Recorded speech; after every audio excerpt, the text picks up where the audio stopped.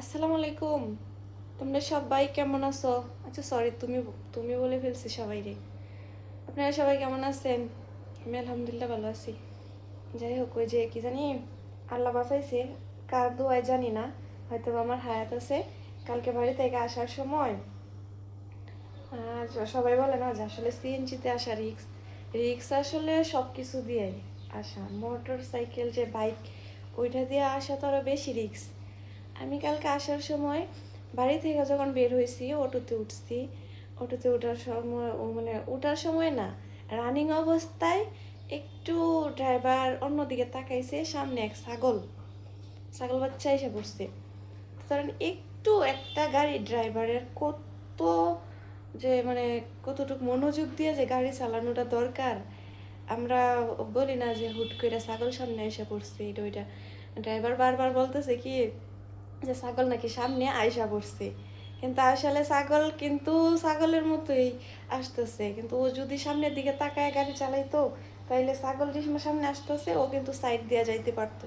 কিন্তু ও কি করছে, ছাগল সামনে পড়ছে, ও অন্যদিকে তাকায় আসছিল, টুস কইরা ধরেন গাড়ি অন্য সাইডে নিলে যেরকম হয় আর কি। আল্লাহ কি একটা অবস্থা, সবাই এমন ভাবে যে হুটহাট করে পড়েই যায় নাকি, মানে আল্লাহ বাঁচাইছে, নয়তো ওই জায়গায় একটা অ্যাক্সিডেন্ট হয়ে যেত। তারপরে আসলাম, সিএনজিতে উঠলাম। সিএনজি রানিং অবস্থায় মানে হুট কইরা এই পাশেও মানে সিএনজি আর কারে যে দোষ দিব আমি কিছু বুঝি না। এই সাইডেও গাড়ি, ওই সাইডেও গাড়ি, ওই সাইড থেকে অপোজিট থেকে বাস আসতেছে। আমাদের সিএনজি কেমনে যে ওই বাসের সামনে পড়ছে আল্লাহ মাহবুদ জানে। ভাগ্যিস যে একটু আমাদের সিএনজিও দাঁড় করাইছে, ওই বাসও দাঁড় করাইছে, নাহলে ধরেন এই জায়গাতে বত্তা। তারপরে আবার কতক্ষণ যাওয়ার পরে এক বাইক, মানে যে ঘুরান দেয় না, ইউটার্ন, ওই জায়গায় একটা বাইক আইসা এমন স্পিডে, মানে তুই তো একটু ঘুরান টুরান দিবি, একটু আস্তে ধীরে যা না, ও এমনভাবে চালাইতেছে মানে যে হ্যাঁ হ্যাঁ সব সিএনজি টেনজির উপর দিয়ে উঠে যায় গা। তবে এই জায়গায় সিএনজি আর বাইক একবারে লাইগেই পড়ছি। মানে যদি আমাদের সিএনজি না দাঁড়ায় আর ওই বাইকও না দাঁড়ায় এই মুহূর্তে, বলছেন এই জায়গায় আরেকটা অ্যাক্সিডেন্ট হয়। মানে এক দেড় দুই ঘন্টার রাস্তায় তিনটা অ্যাক্সিডেন্টের হাত থেকে বাঁচি, মানে এটা আপনাদেরকে বোঝানোর মতো না।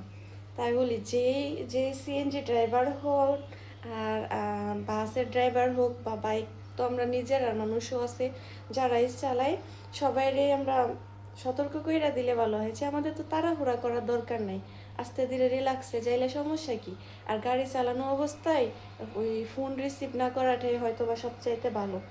ফোন রিসিভ করা, অন্যমনস্ক হওয়া, অন্যদিকে তাকায়া দেখা যায় ওইদিকে কি হইতেছে, রানিং অবস্থায় গাড়ি চালানো অবস্থায় এগুলো না করলে হয়তো বা সবচাইতে ভালো।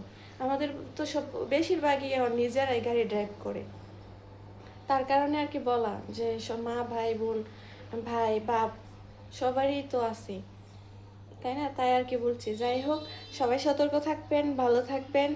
আর আল্লাহ বাঁচাইছে, কালকে আমরা যা জয়জন ছিলাম সবাইরই আল্লাহ বাঁচাইছে। আল্লাহর কাছে লাখ লাখ শুক্রিয়া, হয়তো বা হায়াত আছে যার কারণে বেঁচে গেছি। সবাই দোয়া করবেন, হ্যাঁ? খোদা হাফিজ।